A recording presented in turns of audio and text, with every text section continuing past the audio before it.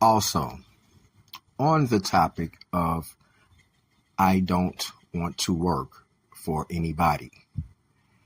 Well, I have been self-employed for over 10 years. And I can tell you that even if you have your own company or business, you still are working for somebody. Well, what do you mean by that, Twaun? Well, I'll explain. When you go out and have a service to offer, there is a customer. There's a something called a customer that pays you, right? And see, that makes this person your boss because now you're working for that customer. You get it?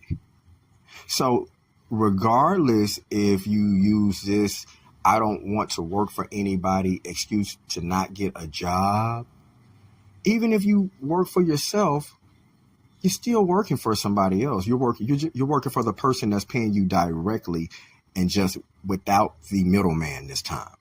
That's all that's happening.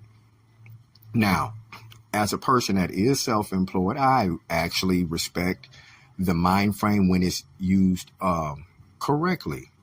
But for people that are using it as some excuse to not get a legitimate job, even when they really need it. Oh, I'm not working for nobody else. I don't want to work for them. I don't want to work for him. I don't want to work for her.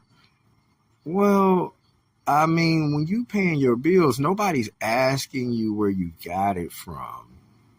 And I believe that we kind of get lost in the trees. I mean, we get lost in the trees when we should be seeing the whole forest. And that mentality, I had it for a long time. And it also hindered my finances because it may be times where your business may not be lucrative or something, and you may just have to pick up a little side gig or, go do some work for somebody else. And oatmeal is better than no meal.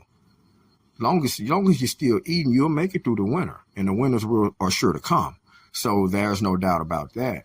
But this mentality, I don't look down upon it because I can't look down upon myself. So that's not the thing. But I mean, that point of evolution for me transformed the world so much.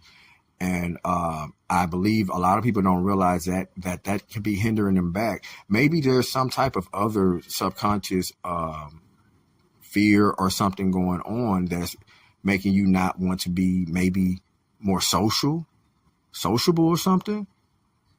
I don't know. I'm not a therapist or anything, but it could be a deeper meaning here because regardless of this or that, you got to do what you got to do whenever you became an adult, right? You're grown.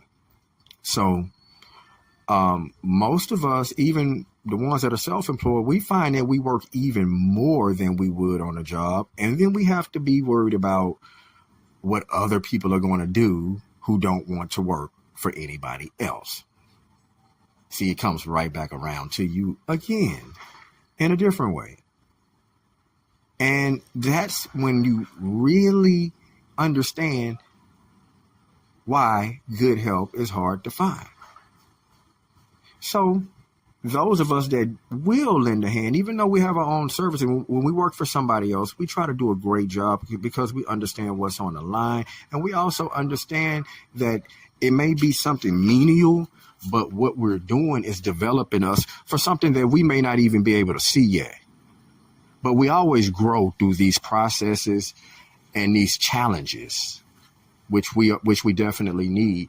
So I really want to challenge people with this I don't want to work for anybody mentality, because I believe it is a total fallacy of reality.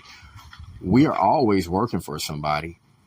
I mean, unless we just getting paid off of stocks and dividends or something, there are other ways. But when we go work and we're doing a service, whether it's through a job or just through yourself, you're working for somebody else.